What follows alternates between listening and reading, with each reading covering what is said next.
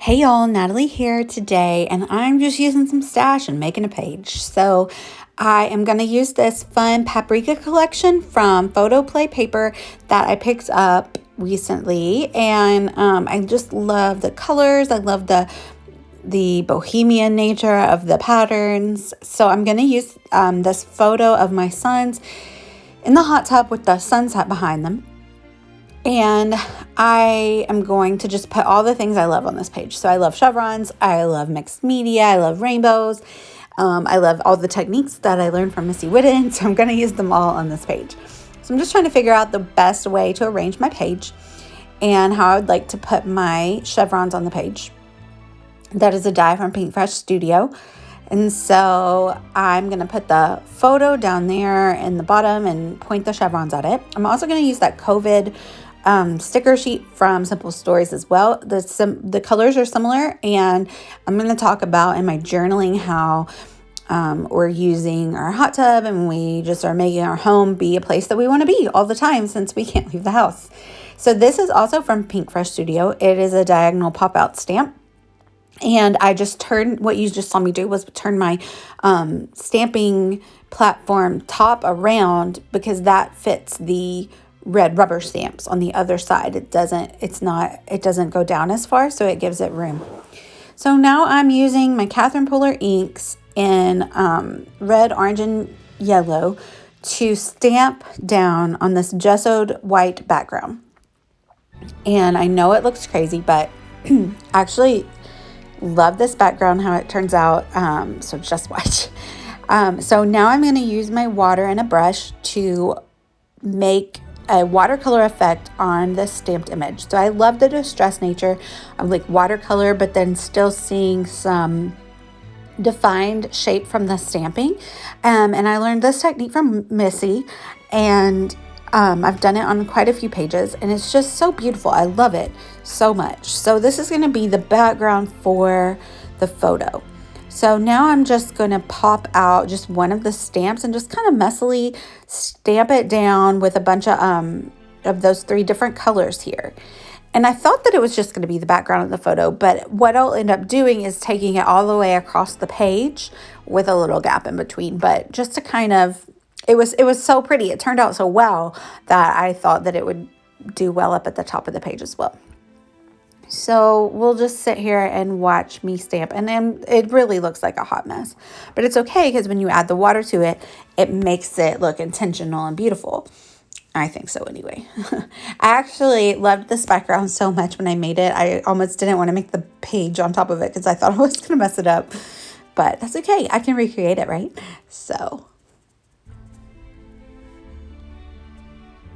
I know you're probably thinking like, what is she doing? I promise it turns out really cool. And again, this is a technique that literally anyone can do. Like, it requires no skill. You're stamping and then dripping some water on it and rubbing it in and leaving some of the stamped images. Like, that's as simple as it gets.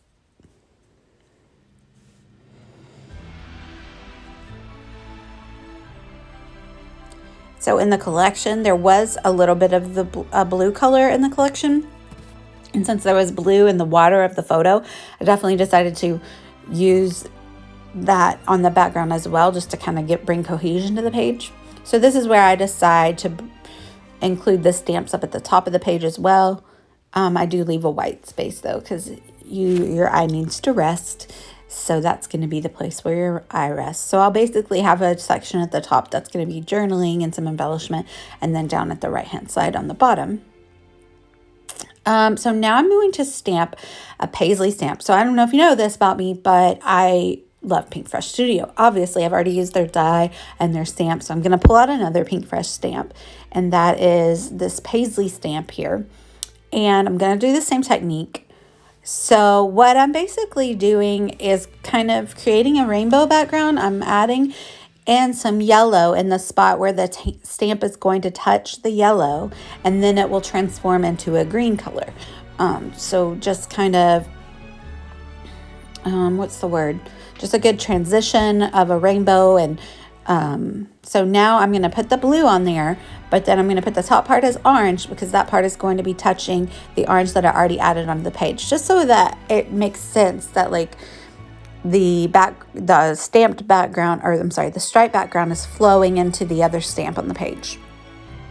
So it took me a hot minute to figure out how much I wanted to do this, but I think I stamped like maybe 6 times on the page, and totally worth it. I will definitely be doing this again. This, of course, red and blue makes purple, so it included a little bit of purple in between there, but that's fine because there's some like hot pink in the collection.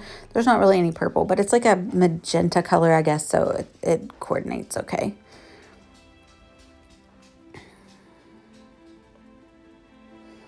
So I just like roll up the color a little bit because I want that distressed look, and just make sure it doesn't drip all over the page and get out of the area that I would like the stamp. And I'm making the stamp go off the page a little bit just to kind of get that organic feel. I didn't have like the perfect green in the Catherine Pooler ink, so I'm using my Distress Oxides, and I did have to kind of stamp those down on the paper more because when you added the water, it kind of made the color much less noticeable. So yeah, you can hear my dog in the background. But so the paisley is starting to just kind of mix in with the stripes on the background, and kind of it looks like a pattern that somebody spilled a bunch of water on and distressed, right? It's a super fun technique. Oh, don't. Yeah, I knew she was about to do that. That's Belle. So there's the background. Like I said, it was so pretty I didn't want to mess it up with scrapbooking, but I will. Because like I said, I can make it again. And now I'm going to stick my stickers on a piece of clear plastic so I can see what they look like before I actually commit to sticking them on the page. So I'm just using the sticker sheet that came in the Paprika collection. And now I'm going to organize the chevrons to see how I want them. And then I will distress the edges, and I'm going to put a stitch down the middle with my sewing machine to kind of make it all one piece to stick down.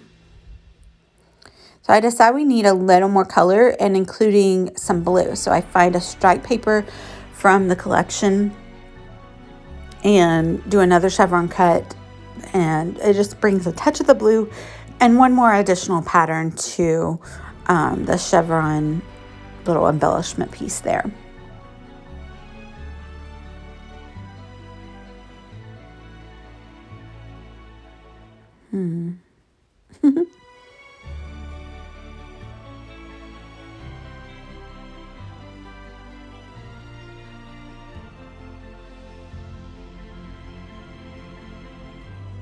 See, I'm just trying to like put some color variation in there. It was too uniform for my tastes. So I think I'm going to use that yellow paper just to put a little bit of pop of yellow behind my photo to mat it, to kind of go with that yellow sticker right there.